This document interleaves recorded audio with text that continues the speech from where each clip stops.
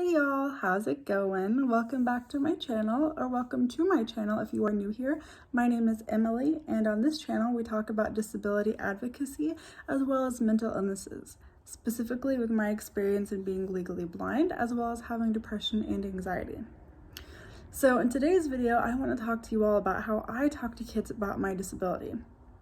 I think this is super important because we should be talking to our kids about people with disabilities. Because oftentimes if you don't say anything or if you try to keep them from talking about it, then that creates this unknown, which can create uncomfortable situations for us, for myself, and for other people with disabilities, because kids just don't know, right? People can be ignorant towards a lot of things, which can cause uncomfortable situations, judgments, misconceptions, etc., right? It's not something that we need to be ashamed of. We need to be talking about this. Differences, some are more easily seen than others, but I don't think it's anything to be afraid of, right? I would much rather talk to people about it, about myself, than having people just stare at me. That's uncomfortable. So anyway, I will get into specifics in a moment. But yeah, that's today's video. If you would like to know more, then please keep on watching. Please don't forget to like the video and subscribe if you would like to see more about this. I try to upload at least once a week, sometimes 3 times a week. It really depends on if we're busy at work or not, because I do work full time. I'm also a mother as well as a wife. So I, of course, do have a life outside of this, but it's my mission and my goal to create a safe place for people to have an open discussion about disabilities, mental illnesses, so we can break stereotypes. So anyway, so as I was saying, I do not mind talking to people about my disability. I think that there are important things to remember, how it's, first of all, the way you say things,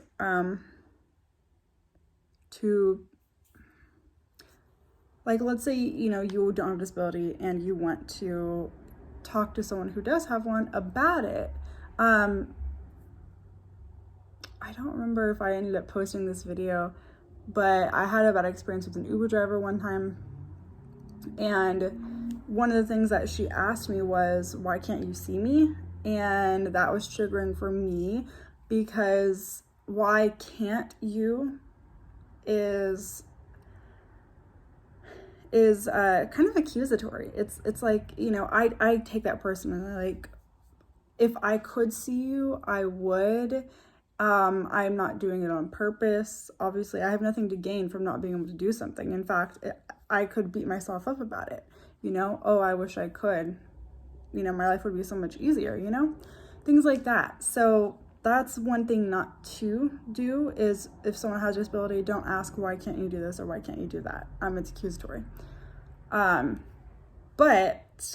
what I'm getting at is, I don't mind talking to people about it as long as they approach me in a kind manner.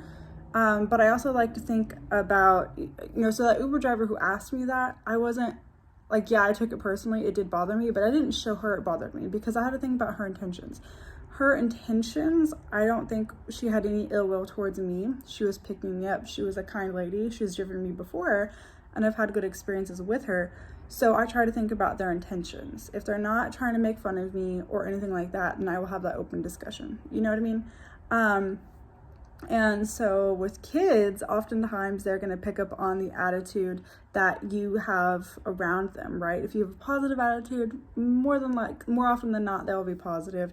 If you talk about something in a positive way, they'll probably pick up on that. But if you talk about something in a negative way, they may also soak that in and kind of take that idea. It really depends on their stage. Younger kids are going to soak everything up you tell them.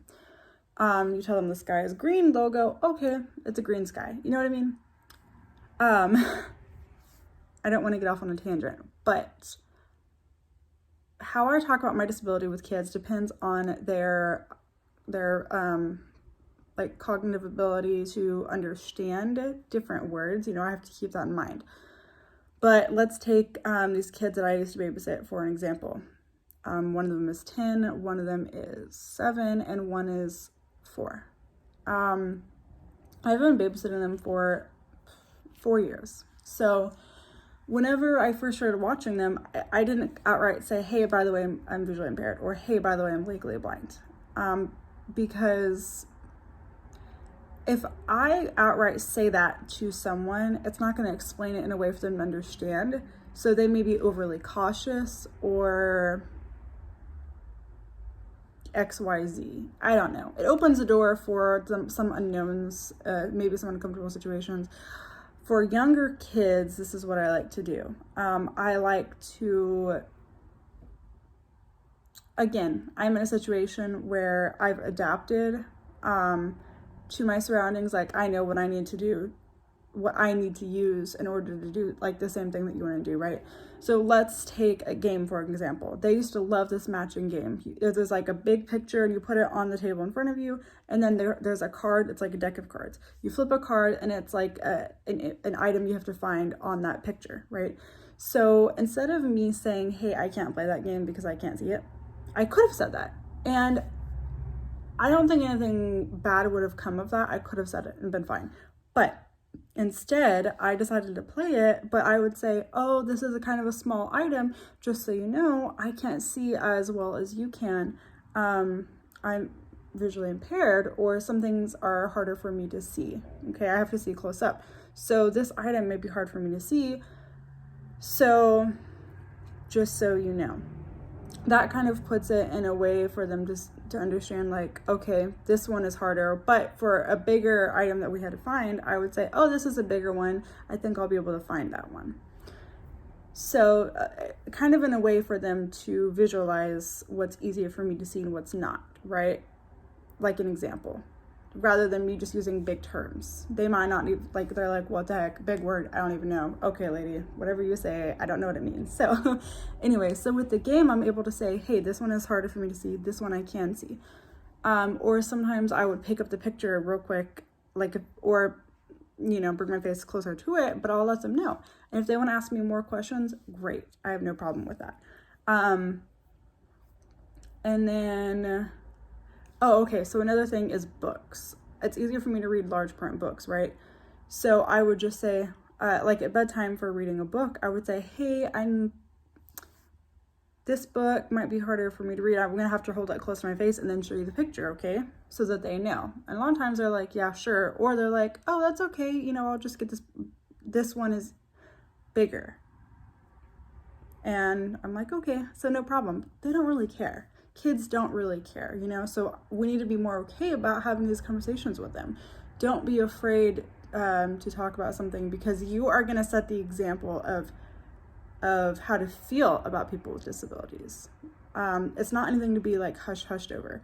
So I know I would say society has gotten better about advocacy. We still have very far to go in breaking those stereotypes, but there's this photo going on Facebook, and that I forgot the exact wording, forgive me, but it was like, instead of teaching don't stare, teach stop and say hello, right?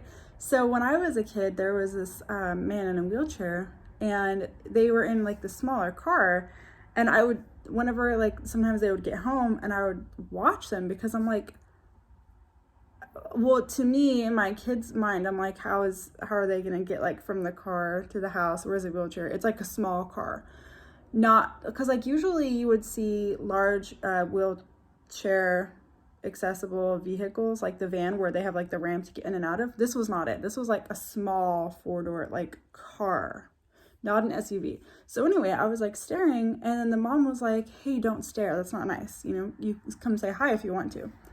But I felt bad about doing that, but I didn't know any better. No one had taught me, hey, don't do this, do this. And so I think we need to have this conversation younger and younger. Now, that's not to say anything against my parents, because I just didn't really know many people with disabilities around me. I just didn't. Besides me, of course. But just from an outside perspective of different things that may be indicators of this person has a disability, this person may be different, we kind of are taught to, hey, don't talk about it, in some cases. A lot of parents, like if a kid sees, someone else out in public with a white cane or wheelchair or something, and they're staring, the parent might be like, oh, shh, stop staring. Let's walk away. We'll talk about it later. Like, it's kind of a embarrassing thing. Like, some parents don't want their kids to do that. And, we don't really want to stare, right? We want to teach something else. But what I'm getting at is it's not anything to be ashamed about talking about in public or anywhere for that matter. We need to set an example and say, hey, I noticed you're staring at that person. It's not nice to stare, but if you want to go and say hi, or, if you like their shoes or something, go tell them. Not a big deal. And then you can explain they're in a wheelchair. They use it to get around like you and I do. They might have been born with something that causes them to not be able to walk with their legs as well, but they use this wheelchair to get around on their own. Isn't that great? Talk about it in a positive manner. That's what I try to do. That's what I hope everyone else will do with their kids. But I think that we need to talk about it in a positive way that indicates to kids that people with a disability, whether it's visible or invisible, that they're a person. They're not any less than you and I are. And that's how we need to talk about it. And don't try to say it in a way that would shame that kid for talking about it, number one. Be open to talk about it, but you set the example on how you talk about it. Talk about them in a positive manner. Now, I explained how I talk to younger kids about my disability. If they're older kids, I can use the actual terms, right? Here's an example. So whenever I was I was teaching at a high school. And so I was in like a freshman algebra class, I think I was teaching. And so they were 13, 14, 15, depending if they were held back or, I don't know. You know what I mean? Between 13 and 15, roughly. So I have a Braille tattoo on my leg. I would show you, but it's on my ankle and I don't know if I can lift my leg all the way up here. So I'll try to insert a photo. If not, I'll do a tattoo video later. But either way, I have a Braille tattoo on my right ankle. It says strength going up. And if I wore like a skirt or something or a dress that like didn't go like past my ankle, because it's like kind of higher up on my ankle, anyways, then the kids would see it. And so I had, it was a group of boys, like 3 of them or so, and one of them was like, hey miss, like what's that on your ankle? And I said, well, that's a Braille tattoo. Do you know what Braille is, right? And they said, yeah, blind people will use that to read. And I'm like, yeah, and I'm not blind, but I don't see as well as you do. I don't have 20/20 vision. I have, I'm very nearsighted, so I am visually impaired. So I'm not fully sighted, I'm not fully blind. So I carry some of those things with me.